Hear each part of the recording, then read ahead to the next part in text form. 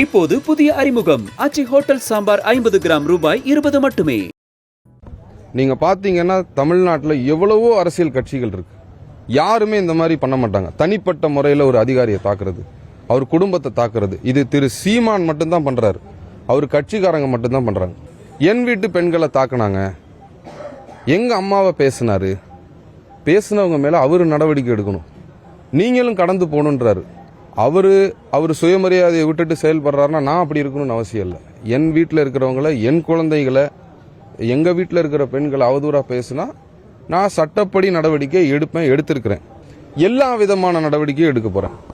தேவைப்பட்டால் வாழ்க்கை முழுக்க ஓய்வு பெற்ற பிறகு கூட நான் இந்த வழக்கை முன்னெடுத்துட்டு போவேன். வீட்டில் எலி வெளியில புலி அப்படின்னு இவருக்கு எப்படி சொல்லலாம்னா, மைக்கு முன்னாடி புலி, மற்ற இடத்துல எல்லாம் எலி. என்ன காரணத்தினால சொல்றேன்னா, ஒரு தொழிலதிபர் மூலமா இந்த பிரச்சனைக்கு நடுவில் வார்த்தை அனுப்பி விடுறாரு.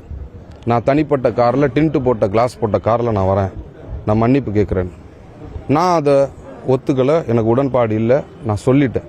வெளிநாட்டில் வாழ்கிற அவர் சொல்கிற ஃபேக் ஐடி, அதை கூட அவரால் ஒழுங்காக சொல்ல முடியல. ஃபேக் ஐடிஸ் கிரியேட் பண்ணி யாருடைய தூண்டுதல்ல இந்த ஃபேக் ஐடி, ஒரு வெளிநாட்டில் வாழ்கிற ஒரு மனிதர், சம்பந்தம் இல்லாமல் திருச்சிராப்பள்ளியில் கனடாவில் இருக்கிற ஒரு மனிதர், சிங்கப்பூரில் இருக்கிற ஒரு மனிதர், அவருக்கும் திருச்சிராப்பள்ளி எஸ்பி வருண்குமாருக்கும் என்ன பிரச்சனை? யாரோ தூண்டுதல்ல அங்கிருந்து எழுதுறாங்க. அது பின்னாடி யார் இருக்கா? யாருக்கு என் மேல அந்த கோவம்? யாருக்கு என் மேல அந்த மோட்டிவ்? அதனாலதான் நான் இவரை பகிரங்கமா குற்றச்சாட்டு சொல்றேன். இவருடைய தூண்டுதலின் பேர்ல தான் நடக்குன்னு அதுக்கான எவிடன்ஸ் எல்லாம் எல்லாத்தையும் கலெக்ட் பண்ணி திருச்சி மாநகர காவல்துறையிடம் கொடுத்துருக்குறோம். ஜாதி ரீதியாக எனக்கு எங்கேயுமே இந்த பேர் இருந்ததில்லை. நான் பல மாவட்டங்களில் பல பொறுப்புகளில் இருந்திருக்கிறேன். சாதி ரீதியாக குறிப்பிட்ட சாதியின் பெயரை சொல்லி, நான் ஒரு அலுவலகத்தில் வேலை செய்கிறேன், எனக்கு கீழே ஒரு 1700 காவலர்கள் இருக்காங்க, இதுக்கு முன்னாடி இத்தனை பதவிகள் இருந்திருக்கேன், எங்கேயுமே இப்படி ஒரு பொய் அவதூறு பரப்பப்படவில்லை யாருனாலையும். பல கட்சி தலைவர்கள் இந்த பிரச்சனை நடக்கும் பொழுது என்னை தொடர்பு கொண்டாங்க. இப்படிப்பட்ட ஆளே இல்லை நீங்க அப்படின்னு பல கட்சியிலிருந்து சொல்லியிருக்காங்க. இவருக்கு மட்டும் என்ன பிரச்சனை அப்படின்னா, இவர் ஆட்கள் மேல நடவடிக்கை எடுத்த ஒரே காரணத்திற்காக காழ்ப்புணர்ச்சினால என்னைய பழி வாங்கணும்னு இந்த மாதிரி பண்றாரு.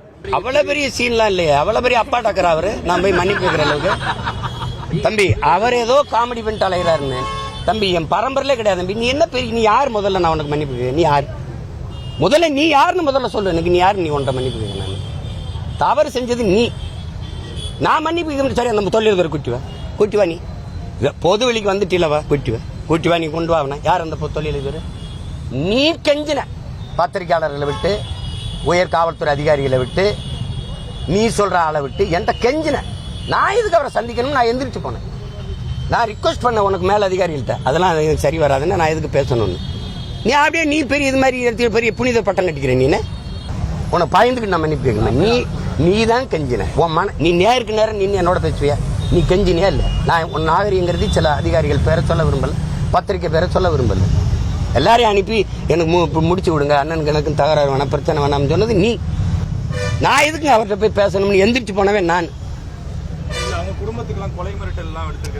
நீ தான் பெரிய அப்பாட்ட பெரிய இவராச்ச, துப்பாக்கி பெரிய பெட்டாலியன் வச்சிருக்கிய, எனக்கு பாதுகாப்பு இல்லைன்னு சொல்றது கேவலம் அல்ல? சும்மா நீங்க சும்மா என்னை மோதி ஒரு ஆளா காட்டிக்கிறேன்னு நினைக்கிறத யாரு? நீ சரியான ஆண்மகன், எனக்கு தண்டனை பெற்று கொடு. நீ கொடுத்துறா, நீ பாக்கணும், கொடுத்துரு, நீ பாக்குற. நீ அக்கிஸ்ட், நீ காட்சி சட்டக்கெல்லாம் மறைஞ்சிருக்க கிரிமினல். நீ செல்போன் திருடன், ஆடியோ திருடன், 14 செல்போன் அதுல இருந்து ஆடியோ திருடன். நீ நேர்மையான சொல்ற, இந்த ஆடியோ வெளியிட்ட அயோக்கிய பையன் நீ இல்லையா? நீயா இல்லையா? நீ சொல்லு. இந்த அரசு என்னோட மோத துப்பு இல்லாம நீ அவனை முன்னாடி நிறுத்திக்கிட்டு பின்னாடி இந்த ஆட்டம் காட்டிக்கிட்டு இருக்க. நீ எதுக்காக நீ அவன் டப்புன்னு டிஜி ப்ரொமோஷன்? அதுவும் பொண்டாட்டியும் புருஷனையும் ஒரே பக்கத்து அனிமன் ட்ரிப் மாதிரி. இவர் இங்க இருப்பாரு, அவங்க திண்டுக்கல் டிஐஜி, வேற இடத்துக்கு போட மாட்டேன், எல்லாருக்கும் பணி மாறுதல், இவருக்கு மட்டும் அதே இடத்துல. என்ன பண்ணிடுவேன்? நீ என்ன பண்ணிடுவேன்? நீ என்ன பண்ணிடுவேன்னு சொல்லு. என்ன பண்ணிடுவேன்? தண்டனை பட்டு என்ன பண்ண சொல்லு. யாரு? அவர்கிட்ட சொல்ல சொல்லு. ஆரம்பிச்சது நீ. செல்போனை திருடிட்டு போய் இதை போட்டு ஆடியோ போட்டு திமுக ஐடி விங்க கொடுத்து அங்க இருக்கிற சில அல்லக்கைகள் கொடுத்து பேச வச்சது நீ. இப்போது புதிய அறிமுகம் ஆச்சி ஹோட்டல் சாம்பார் 50 கிராம் ரூபாய் 20 மட்டுமே.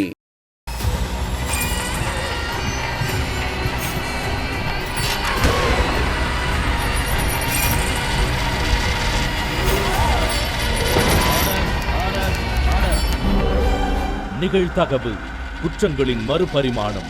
நாள்தோறும் இரவு 10 மணிக்கு இணைந்திருங்கள் நமது நியூஸ் தமிழ் தொலைக்காட்சியோடு.